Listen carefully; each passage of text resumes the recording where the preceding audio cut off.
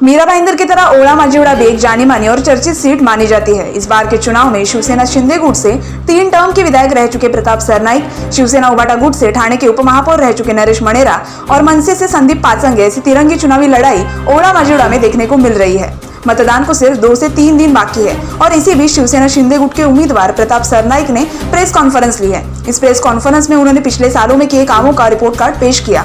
साथ ही एक तरफ जहां उन्होंने एलिवेटेड ब्रिज जैसे कई मुद्दों पर बात की, वहीं दूसरी तरफ अपने प्रतिस्पर्धी और शिवसेना उबाटा गुट के उम्मीदवार नरेश मणेरा को लेकर भी कई खुलासे किए। इस प्रेस कॉन्फ्रेंस में आखिर उन्होंने क्या कहा, आइए आपको सुनाते हैं। तो आप सभी पत्रकारों को, हमारी बहनों को, भाइयों को, सबको धन्यवाद कि आप इतनी बड़ी संख्या में यहाँ पे उपस्थित हुए। और खासकर मैं आप सभी लोगों को इसलिए धन्यवाद देना चाहता हूँ कि 2009 जिस वक्त मैं शिवसेना भारतीय जनता पार्टी युति का उम्मीदवार था, 2014 जिस वक्त शिवसेना और भारतीय जनता पार्टी की युति टूटी, फिर भी मीरा भाईंदर और ठाणे की जनता ने फिर एक बार मुझे विधानसभा में दूसरी बार भेजा। तीसरी बार पूरे देश में मोदी जी की लहर थी और हमारे शिवसेना प्रमुख बाला साहब ठाकरे जी के विचार, ये जो जनता को पसंद थे, उनके माध्यम से 84,000 से ज़्यादा मार्जिन, 84,008 वोटों से मैं जीत के आया। तो ये सब जो चीज़ें होती है, सिर्फ प्रताप सरनाईक ने उसमें बहुत बड़ा योगदान लोकतंत्र में पत्रकारों का होता है, जो चौथा स्तंभ है, और आप लोग उसमें मेरे जो विजय में भागीदार भी उतने ही बड़े पैमाने पे हो। तो मैं आप सभी लोगों को धन्यवाद देता हूँ। मैं आदरणीय हमारे मुख्यमंत्री एकनाथ शिंदे जी, साथ ही में हमारे उत्तर प्रदेश के मुख्यमंत्री योगी जी, और कल ही ठाणे में भारतीय जनता पार्टी के राष्ट्रीय अध्यक्ष आदरणीय जेपी नड्डा जी के हाथों से मेरा जो कॉफी टेबल बुक है और मेरा जो वचननामा है, उसका मैंने उनके हाथों से वो लोगों को समर्पित कर दिया। उस वचननामा में अगर आप देखेंगे तो जो काम मैंने किए हैं, जो चल रहे और जो पूरे हो गए, वही काम दिए। मैंने भविष्य के काम कुछ भी दिए नहीं है।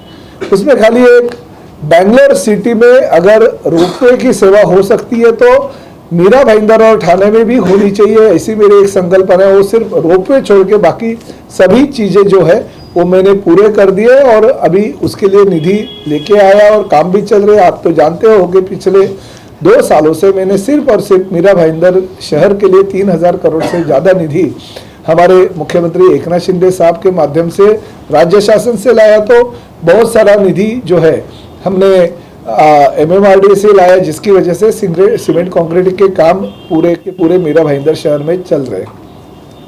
मैं श्रेय लेने की कोशिश नहीं करता हूँ, मुझे मगर अभिमान है कि मेरे ही कार्यकाल में सूर्या डैम का जो पानी का योजना थी, वो हमारे आदरणीय मुख्यमंत्री उस वक्त के देवेंद्र जी फडणवीस साहब, हम लोग पीछे पड़े और वो योजना मंजूर हो गई ताकि 218 MLD पानी ये हमारे मीरा भाईंदर शहर को मिल जाएंगे। मगर उसके इंटरनल जलवाहिनी डालने का जो 520 करोड़ का निधि है, वो मैंने मेरे कार्यकाल में मंजूर कर दिया। उस वक्त मुख्यमंत्री एकनाथ शिंदे जी थे और एकनाथ शिंदे जी के कार्यकाल में वो 520 करोड़ रुपए का काम मंजूर करके शहर में पूरे बड़े पैमाने पे वो जो इंटरनल पाइपलाइन घुमानी पड़ती है, उसका काम शुरू हो गया। तो अगले साल वो पानी वितरण व्यवस्था का काम पूरा हो जाएगा और लोगों को पानी मिलेगा। आपको पता है कि मेट्रो तो बहुत साल पहले हमारे देवेंद्र जी मुख्यमंत्री थे तभी मंजूर हो गया था, काम भी चल रहा था।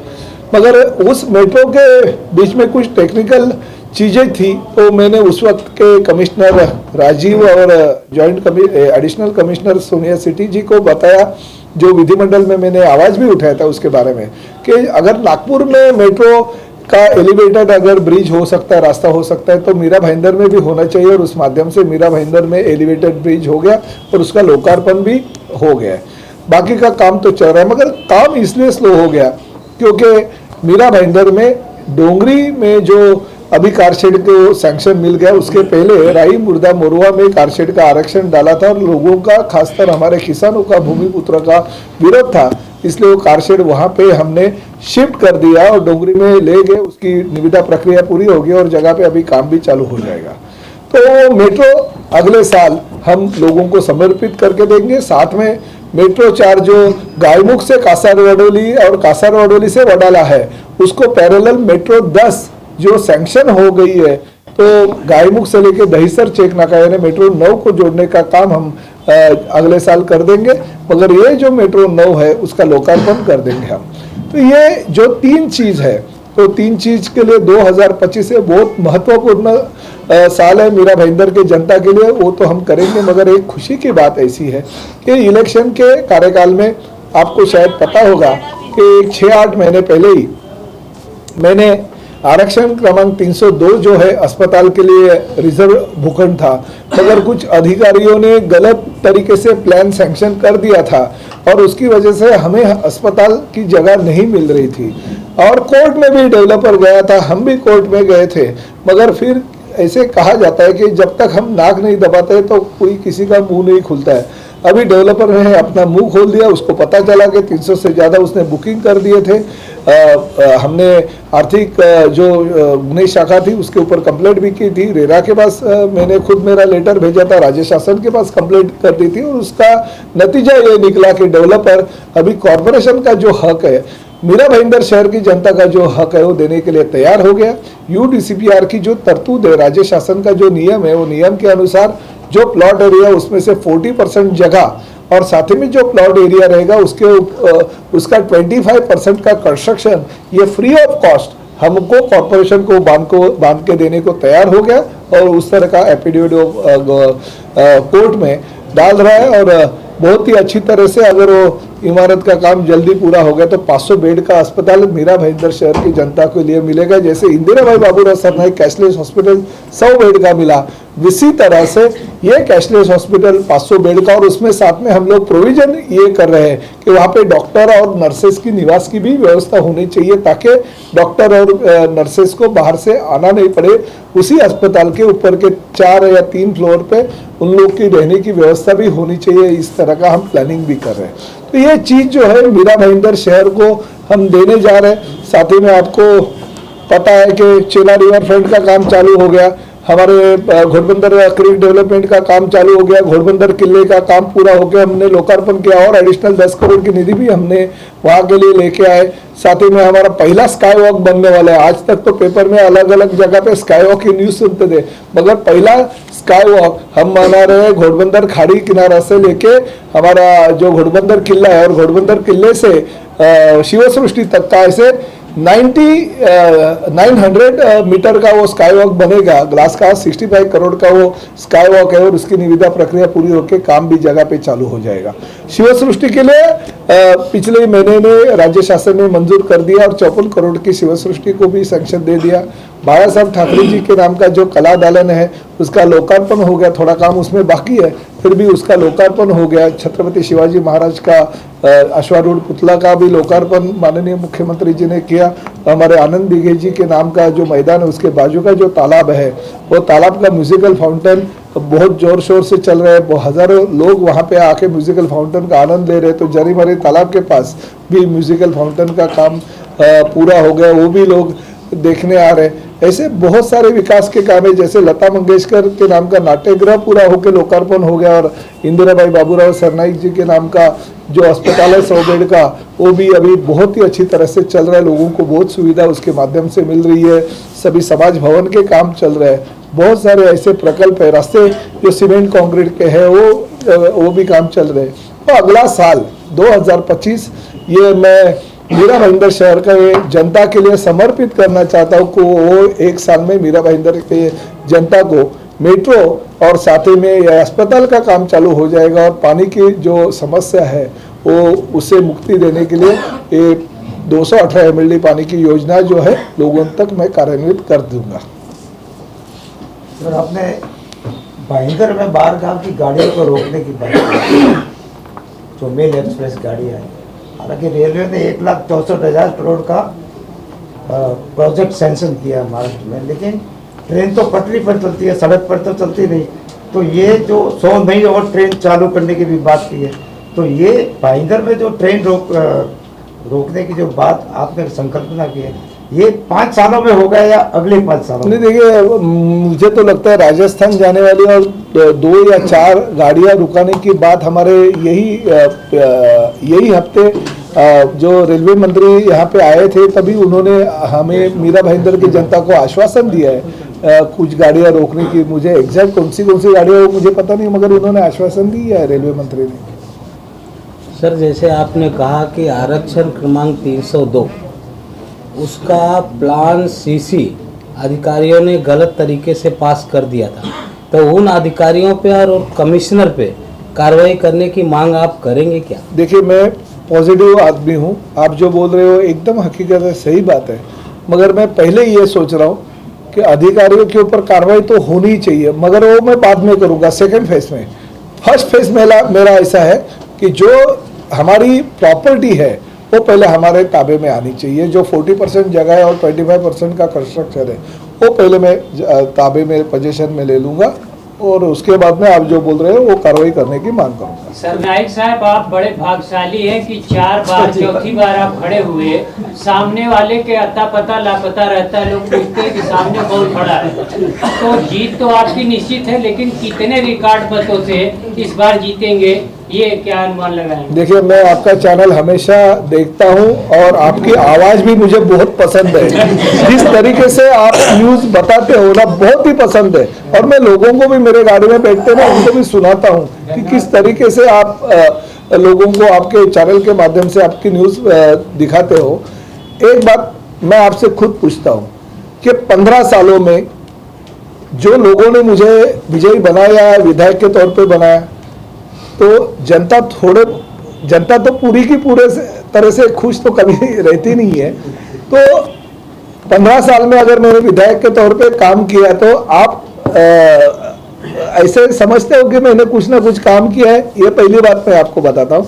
और दूसरी बात ऐसी है, भले मुख्यमंत्री जी ने कहा, मुख्यमंत्री जी जब 25 तारीख को मेरा फॉर्म भरने आए थे तो उन्होंने कहा कि पिछले वक्त का जो प्रताप सरनाइक जीत के आए थे उससे डबल वोटों से जीत के आएंगे। मगर मैं ये कहना चाहता हूँ, ओवर कॉन्फिडेंस कभी कौन से भी इलेक्शन में होना नहीं चाहिए, क्योंकि ये युद्ध भूमि होती है। तो मुझे ऐसे लग रहा है कि लोगों का आशीर्वाद ऐसा ही बरकरार रहेगा तो 1 लाख से ज्यादा वोटों से भी जीत के नरेश पारेना ने कॉन्फ्रेंस की और उन्होंने कहा कि 1 लाख मतों से जीतना तो छोड़ दो, मैं उल्टा 15,000 वोटों से जीत के आऊंगा। उस पर क्या कहेंगे? देखिए, वो तो उनको कहना चाहिए, वो अगर ये नहीं करेंगे उनके पीछे जो 2-4 लोग दिखते वो भी नहीं दिखेंगे।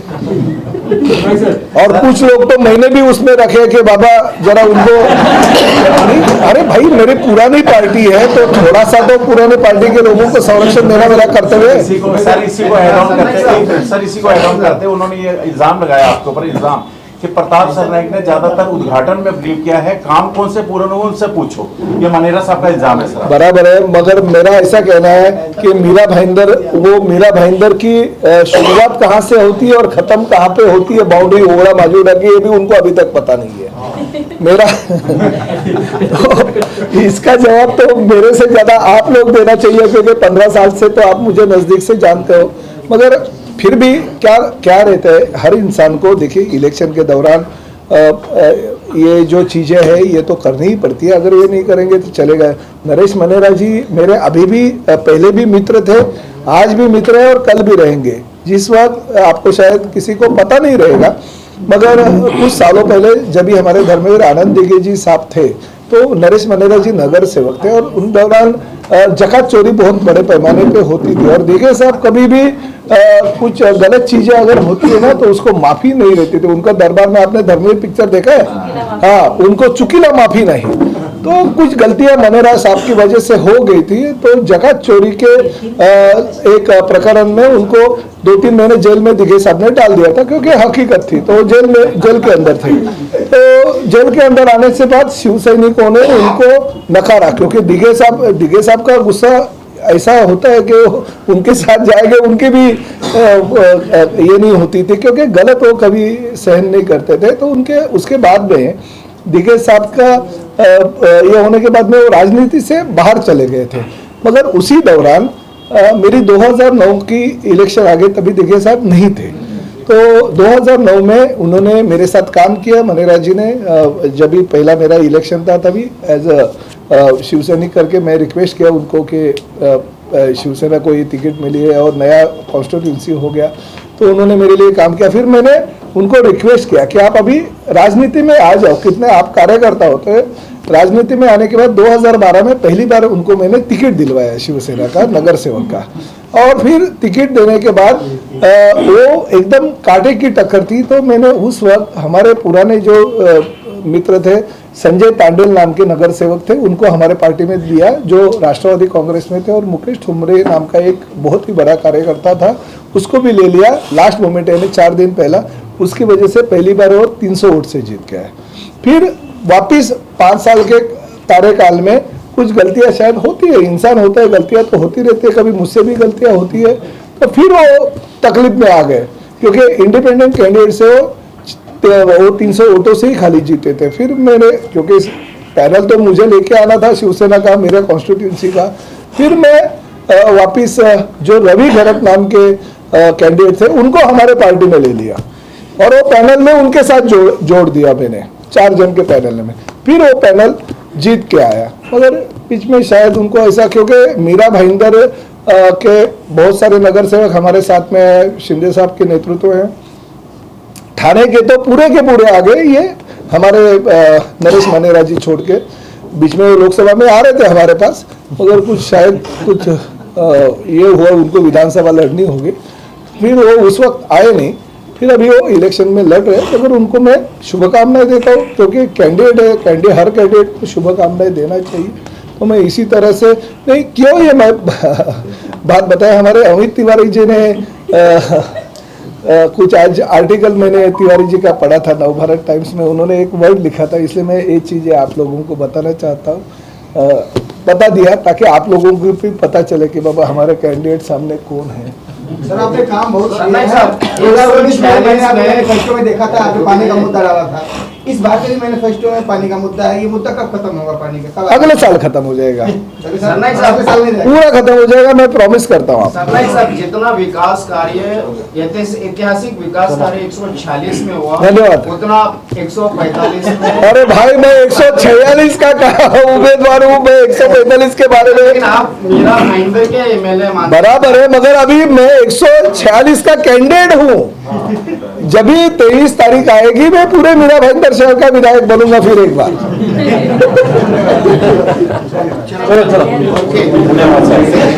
जैसे कि आपने सुना, विधायक प्रताप सरनाइक ने पिछले 5 साल में हुए विकास कार्यों को लेकर बात की, साथ ही कामों से जुड़ा रिपोर्ट कार्ड भी पेश किया। तो वहीं दूसरी तरफ अपने प्रतिस्पर्धी नरेश मणेरा को लेकर भी उन्होंने प्रतिक्रिया दी। विधायक प्रताप सरनाइक द्वारा पेश किए गए इस रिपोर्ट कार्ड के बारे में और नरेश मणेरा को लेकर दी गई इस प्रतिक्रिया के बारे में आप क्या सोचते हैं, हमें कमेंट करके जरूर बताएं, और ऐसे ही वीडियोस के लिए जुड़े रहे MB लाइव से।